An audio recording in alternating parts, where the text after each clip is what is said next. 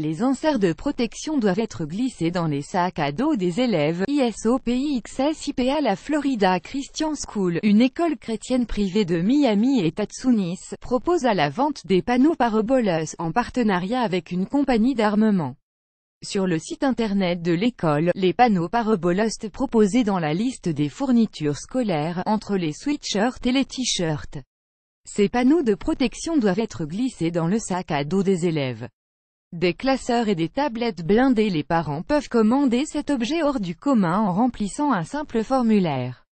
Georges Goula, doyen des élèves et responsable de la sécurité scolaire à la Florida Christian School, a déclaré à CNN que les panneaux parabolos renforceraient le niveau de protection en cas de tireurs actifs, et de préciser, les enseignants formés pour apprendre aux élèves à utiliser leur sac à dos comme un bouclier pour se protéger. Le panneau parabolo est vendu $120 et pèse un peu moins des 1 kg. ISOPIXSIP à le panneau est vendu à $120 et pèse un peu moins des 1 kg.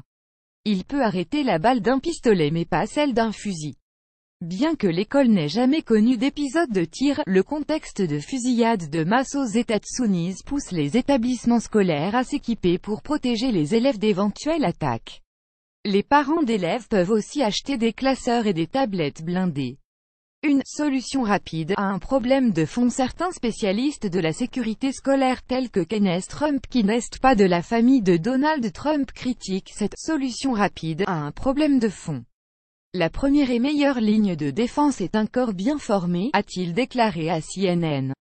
Et de poursuivre, si vous avez besoin d'un sac à dos parabolos, n'avez-vous pas aussi besoin d'un sac à l'avant, d'un couvre-chef et d'une protection parabolos pour le reste de votre corps jusqu'aux orteils? Le spécialiste a reconnu le bien fondé de cette intention mais a estimé que ces produits de protection n'étaient pas adaptés pour un environnement centré sur l'enfant.